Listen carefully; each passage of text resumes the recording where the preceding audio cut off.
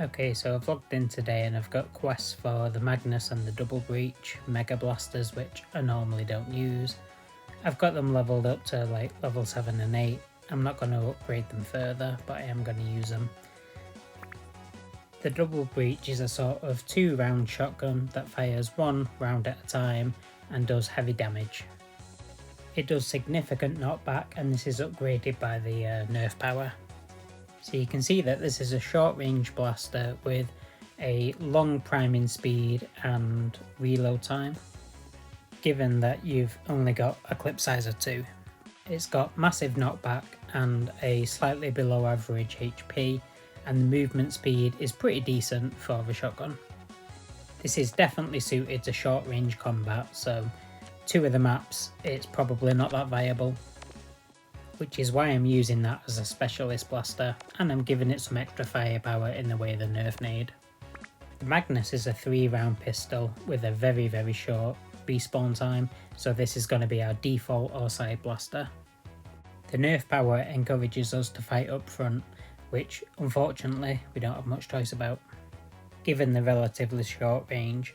However, the very fast movement speed makes it much easier to run up and blast your opponent. As you can see, the damage is okay, but the hit points are very minimal. The high accuracy means that we might be able to pick people off at a distance by using the manual fire mode. Either way, we need a shield for this blaster, because if we get up close and personal and we don't have it, we're probably going to die. I've just equipped the new card Overclock onto my Mastodon. Because the Mastodon has got a 24 size clip and it fires 5 darts a second, adding 70% extra damage to that blaster means that I can unload an entire clip with 70% extra damage. I like the sound of that. I'm probably also going to have a good time using this card on the Revonix 360 once I get to the point where I've unlocked the heal 5% per hit nerf power. Okay, Old Town's pretty good for up close combat, so I can use my specialist blaster, the Double Breach. I'll probably run into problems if my opponent is using the shield or if they have exceptionally high HP. Start with that nerf nade just to get some of the damage down, and you can see I've already got half the damage.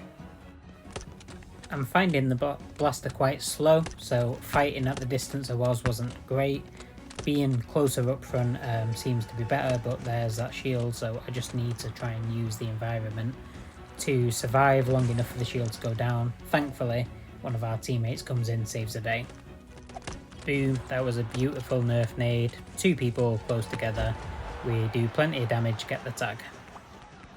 Okay, I'm going to try and work on the Magnus. I'd normally have come in with my primary blaster there, but we're just trying to complete these quests. Getting close to a kill, so we need to chase our opponent down. We have lost our shield, but we're in the better position here.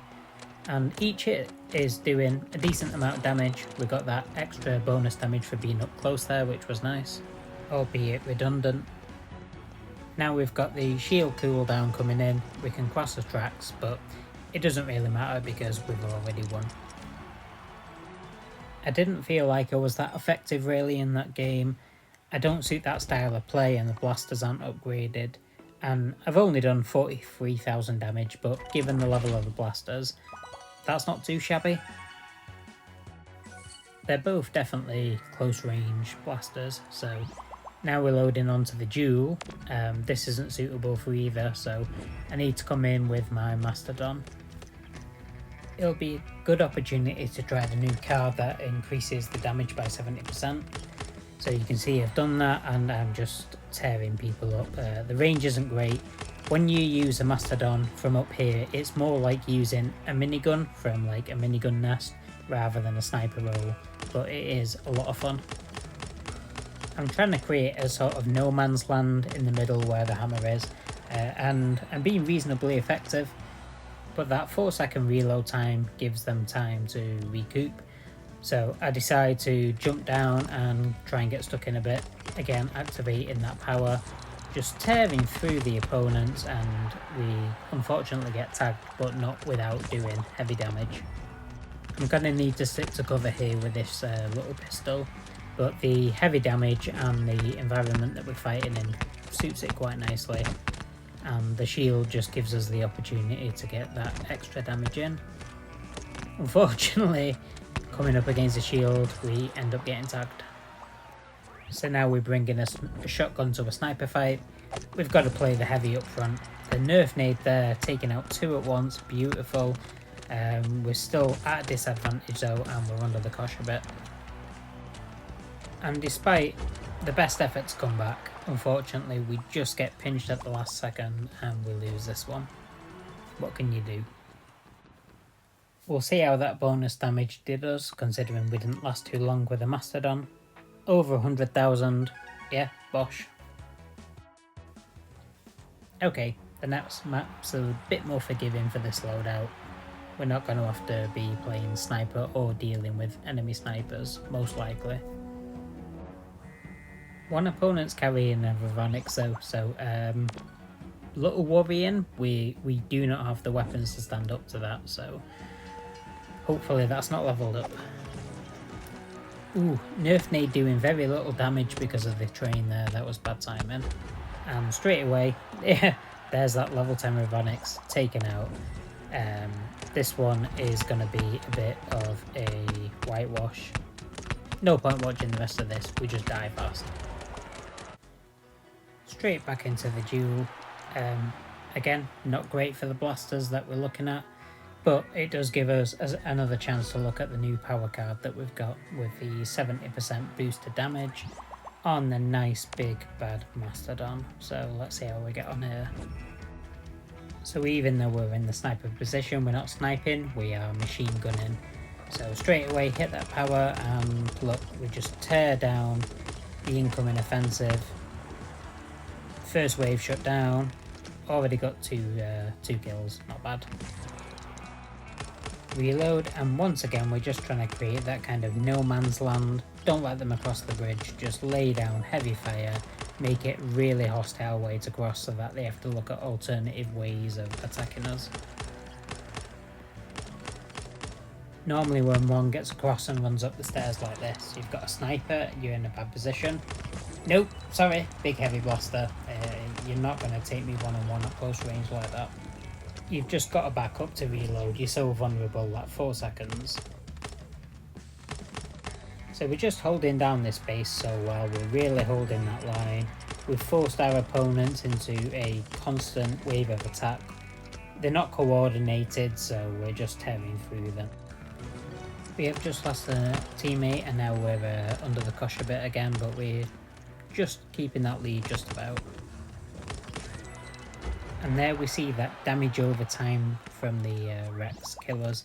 Even though we'd already taken our opponent out, they left that little gift behind, but it doesn't matter, we won the match.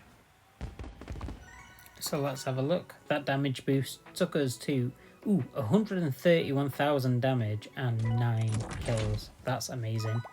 We need 10 kills for the victory, 9 of them came from me. I decided to take this setup into pinball to see if it was any good. I wasn't having a great time in the 3v3, mainly because I get running into sniper levels, so I thought I'd have a go at pinball, let's see how they perform here.